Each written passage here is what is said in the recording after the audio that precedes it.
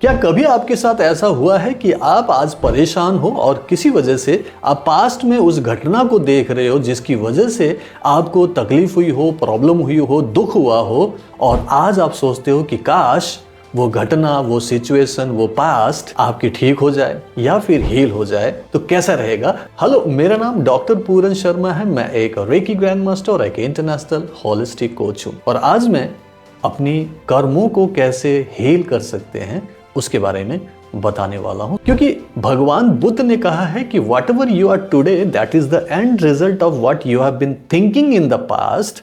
मतलब जो कुछ भी आप आज हैं प्रेजेंट में, वो आपके भूतकाल में सोचे हुए सोच का परिणाम है।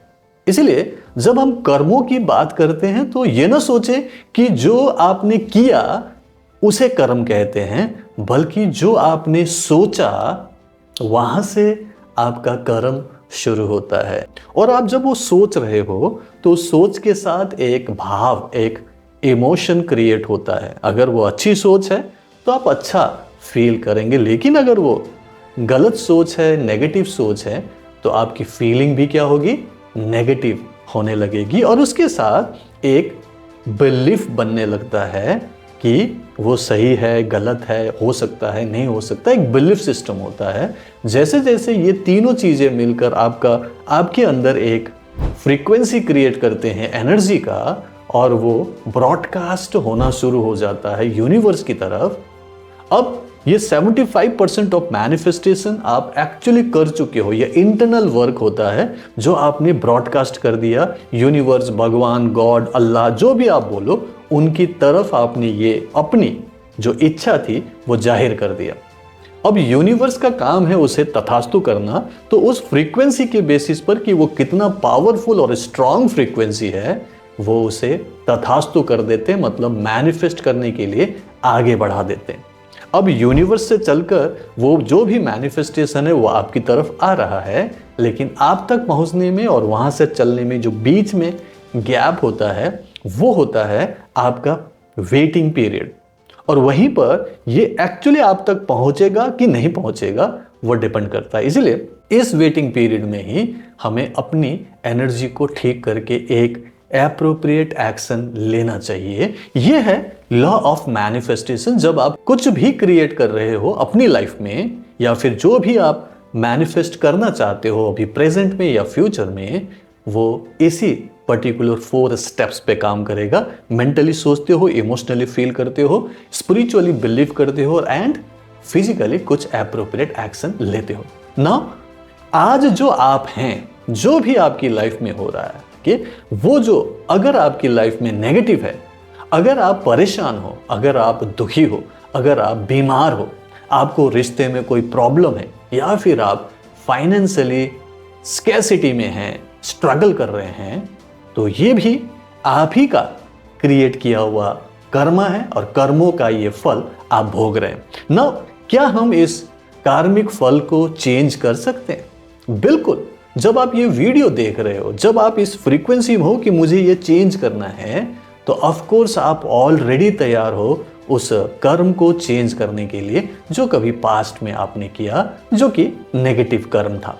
अब उसे हील करना है, तो अब मैं आपको कुछ स्टेप्स बताऊंगा, कुछ टेक्निक बताऊंगा जिससे आप उसे हील कर सकते हो। फर्स्ट ऑफ ऑल, जब भी आप अपने आप को पास्ट में देखते हो, आपके साथ कोई घटना घटी है जो कि आपके लिए प्रॉब्लमेटिक है, आपके लिए दुखदाई है, आपके लिए परेशान करने वाली है, कई बार इतनी कि आप रोने भी लगो, तो वो डेफिनेटली बहुत ही नेगेटिव रहा होगा। और वो कुछ भी हो सकता है। आज आप बीमार हो, बहुत ज्यादा बीमार हो, उसका भी कारण पास्ट में ही मिलेगा।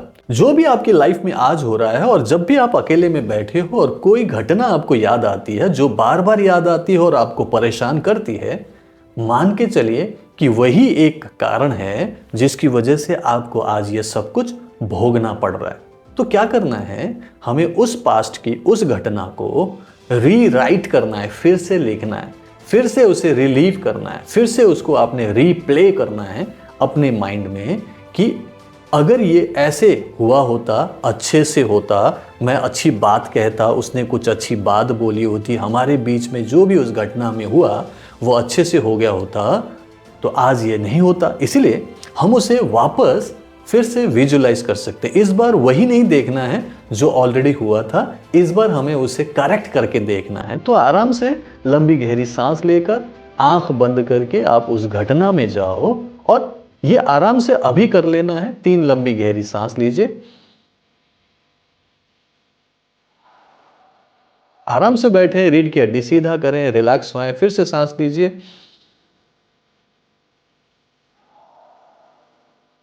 याद करना शुरू करें जो घटना आपको परेशान करती है